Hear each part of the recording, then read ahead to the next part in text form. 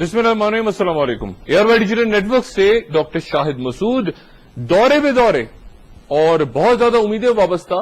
पहले भारतीय वजीर खारजा आए, सेक्रेटरी खारजा आई, खुदा जाने क्या हुआ, वो वापस लौट गए। अजब एक बदमजगी सी हुई, आखिरी मिनटों पे कोई कॉलें आ गई, खुदा जाने क्या हुआ हम नहीं जानते, कुछ खुल के सामने नहीं आया। उसके बाद हिलरी क्लिंटन साहब आई, उससे कुछ देर पहले रिचर्ड हॉलब्रूक भी आ चुके थे, उन्होंने एक आध मीटिंग्स यहां पे की।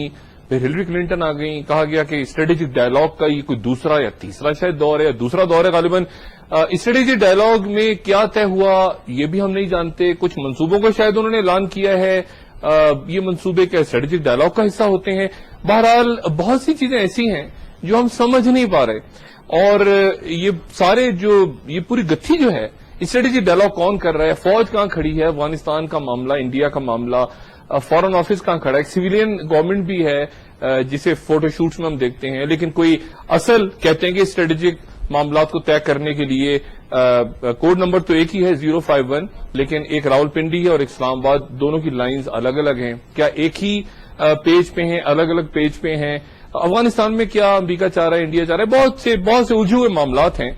और मेरे साथ आज के प्रोग्राम में मुमताज शख्सियत मौजूद हैं। सबसे पहले तारुफ करवाता हूं, पाकिस्तान के साबिक सेक्रेटरी खारजा रियाज खोखर साहब मौजूद हैं आज के प्रोग्राम में।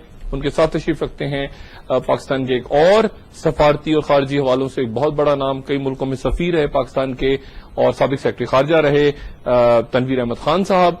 और उनके साथ तशरीफ रखते हैं, ये आम तस्वुर है, और तस्वुर है मेरे ख्याल से यकीन है सबको कि जहां असल हमारे स्ट्रेटेजिक मामला तय होते हैं, ISI के साबिक सरबरा जनरल असद दुरानी साहब, और कराची से मौजूद हैं हमारे पाकिस्तान के साबिक सेक्रेटरी खारजा नजमुद्दीन शेख साहब।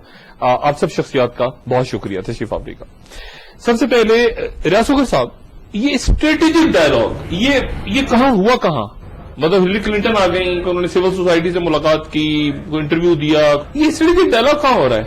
मेरा ख्याल है कि आप इस नजर से देखिए इसे कि अब ये सेक्रेटरी ऑफ स्टेट का ये दूसरा दौरा है पाकिस्तान का, और हमारे फॉरेन मिनिस्टर साहब भी गए थे तो वहां पे भी हुई। मगर देखिए, स्ट्रेटेजिक डायलॉग के दो हिस्से हैं।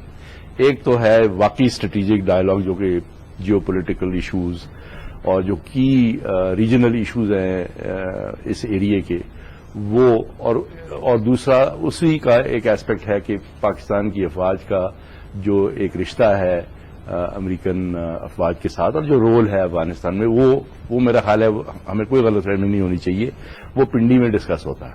ठीक है।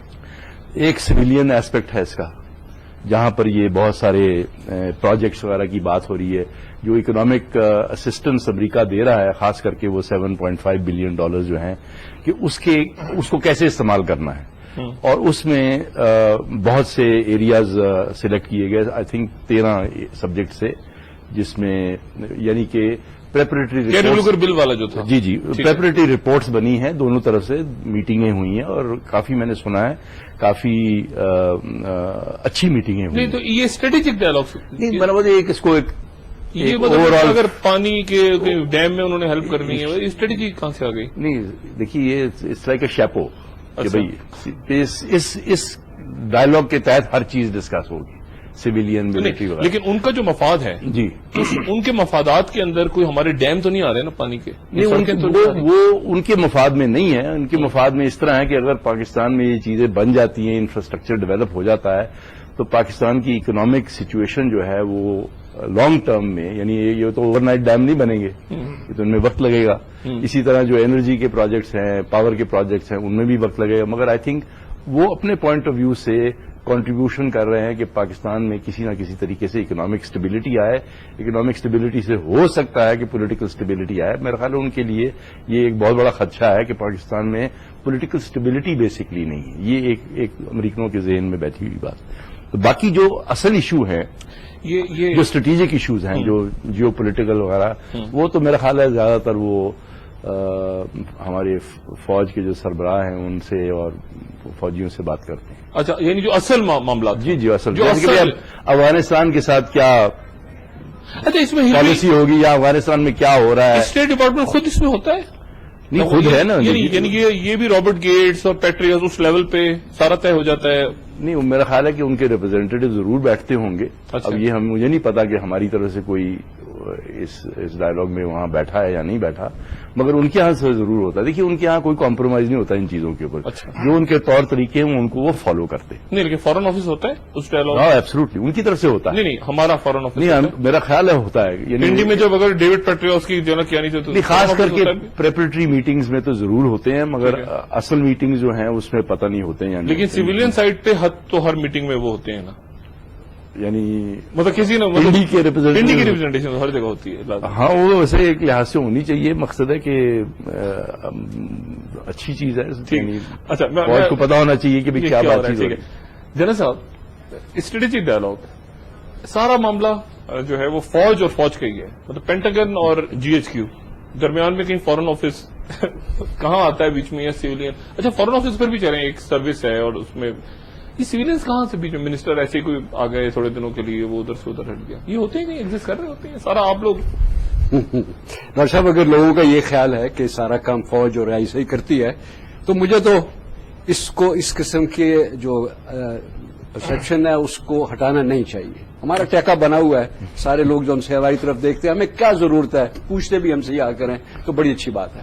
ایک میں آپ کو بتا دوں بہت سنجیدگی کے ساتھ، باقی کام فوج جو ان سی ہے اسٹریٹجی وغیرہ کے بارے میں کرے نہ کرے کہاں بنتی ہے، لیکن اسٹریٹجک ڈیزائن جو ہوتا ہے نا کسی بھی، ابھی ان دونوں ڈائلاگز کے متعلق میں بتا سکتا ہوں، اس کو کوشش ضرور کرتی ہے کہ دیکھے کہ اصل میں بات کیا ہے. افغانستان کا تو بڑا آسان ہے، آپ نے ڈیمز اور باقی چیز کی بات کی، اس کو ہم کیرٹ بھی کہہ سکتے ہیں.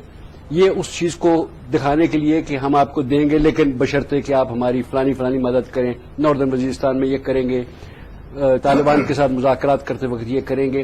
یہ اس پورے اسٹریٹجک ڈیزائن کو جب اگر فوجی کرتے ہیں، اس کی اسیسمنٹ کرتے ہیں، گورنمنٹ کے سامنے پیش کر سکتے ہیں، وہ بہتر. یعنی ابھی کہہ رہے ہیں ساری جو انویسٹمنٹ ہے یہ کیرٹ ہے لیکن اسٹک سے وہ کچھ اور کروانا چاہتے ہیں. جی یہ اور وہ بھی صرف وعدہ ہے، وعدہ فردہ کہ ہاں کر دیں گے آپ کو، لیکن آپ اتنی دیر میں یہ تو کریں نا تاکہ تو کوئی ڈام شام کھولیں. کئی لوگوں بل آج تک کوئی پیسہ نہیں ملا، 1 سال ہو گیا. ابھی ہندوستان کی طرف بھی میں کہہ سکتا ہوں، مجھے نہیں معلوم کتنی ٹیلی فون کالیں کا آپ نے ذکر کیا ادھر سے ادھر کی، لیکن ضرور کسی نے اگر فوجیوں نے اپنا کام ٹھیک کیا ہوا تو یہ ضرور کہا ہوگا. آج کل کے حالات میں جب یہ اس طرح کی وزٹ ہو رہی ہے، باقی چیزیں تو ہوتی رہیں گی، لیکن آپ یہ ایک بات رکھیے کہ ایک بڑا کاسمیٹک سا ایک آپریشن اس لیے ہونا ہے کہ جو قیمت دینی ہوتی ہے کانفلکٹ ریزولوشن میں، امن قائم کرنے کے لیے، امپروومنٹ کے لیے ایک قیمت دینی ہے. آپ کو کہیں کمپرومائز کرنا ہے، اپنی پرانی پوزیشن سے تھوڑا سا آگے چلنا ہے. اور چونکہ ہندوستان کو زیادہ کرنا پڑتا ہے، وہ اسٹیٹس کو والی پار ہے، ہم نے اس کو ہٹانا ہے. اور ان کو کوئی ضرورت ابھی تک محسوس نہیں ہو رہی ہے کہ ہم وہ قیمت کیوں دیں، اس کے بغیر بھی کام چل رہا ہے. اور شاید یہ بھی کہہ دیا ہوگا، شاید یہ بھی کہہ دیا ہوگا کہ آپ کو بھی مرے جانے کی ضرورت نہیں ہے. اگر ان کاموں پر بہت بڑی پیش طرف نہ ہوئی، تکلیف تھوڑی سی ہوگی، لیکن اتنی اس وقت ضرورت نہیں ہے آپ کو یہ دکھانے کے لیے کہ اگر یہ نہ ہوا کام تو کچھ ہو جائے گا. نہیں فکر مت کریں آپ، حوصلہ یہ فوجیوں نے کہا اس قسم کا میرا خیال ہے کہ مشورہ تو ضرور دے سکتے ہیں. شاہ محمود قریشی میں تھوڑی جان آ گئی اسی لیے فارن آفس نے بھی شاید یہ کہا ہو. میں نے آخر سلمان بشیر کو سنا تھا دہلی میں کہتے ہوئے آج سے چند مہینے پہلے کہ جی ہم وی آر ناٹ، یعنی مکمل طور پہ پھر یہ جو بھی سیولینز ہیں یہ بریفنگ تو آپ سے لیتے ہیں نا، فارن آفس سے لیتے ہوں گے تھوڑی سی. نہیں دیکھیے اس میں یہ غلط فہمی نہیں ہونی چاہیے. جو پریپریشن ہوتا ہے نا پورا، وہ فارن آفس میں باقاعدہ ہوتا ہے. یعنی ان pits are taken from all the other ministry, ٹھیک ہے، اور وہ ایک بریف بنتا ہے. اچھا، وہ بریف جو ہے وہ پھر پرائم منسٹر کو پیش ہوتا ہے فار اپروول. اچھا، اور یقیناً وہ بریف جو ہے وہ فوجیوں کے ساتھ بھی ڈسکس ہوتا ہے. اس میں گورنمنٹ، ٹھیک ہے، سو گورنمنٹ کا بریف جو ہے وہاں تک فارن آفس کی تیاری بڑی سالڈ ہوتی ہے. یہ میں آپ کو بتا. ٹھیک ہے. اب میں ایک وقفے کے بعد جب دوبارہ آؤں گا تو میں نجم شیخ صاحب سے اور تنویر احمد خان صاحب کو گفتگو میں شریکی کروں گا. مثال کے طور پہ جی افغانستان کے ساتھ یہ ٹریڈ ایگریمنٹ ہوا، اب میں پوچھوں گا کہ آپ کی کیا ہمیں کچھ سمجھ نہیں آیا یہ ٹریڈ ایگریمنٹ کی یہ کیا ہے. مطلب وہ پہلے آیا کہ جی भारत से वाघा के थ्रू अफगानिस्तान जाएंगे, फिर हुआ कि नहीं जी अफगानिस्तान से जाएंगे, अफगानिस्तान से क्या जाएगा, खुदकुश हमलावरी जाएंगे या पता नहीं हेरोइन जाएगी या खुदा जाने अफगानिस्तान में क्या है जो इंडिया को जाएगा। एक वक्फे के बाद ये जो पेचीदा सी सूरत है और इसमें फिर पाकिस्तान की सियासत भी डामाडोल है। रियाज खोकर साहब ने कहा बहुत अमेरिकन इन्वेस्टमेंट कर रहे हैं पाकिस्तान में कि पोलिटिकल स्टेबिलिटी आए, लेकिन मुझे ऐसा लगता है कि वो जितनी इंस्टेबिलिटी आती जा रही है हर गुजरते दिन के साथ उसका भी कुछ सर पैर नहीं है। और ये 7.5 अरब रुपया ये कहां जाएगा पता नहीं, अमेरिकन को पता होगा, हमें तो नहीं पता ये कहां जाएगा। एक वक्फे के बाद दोबारा जरूर।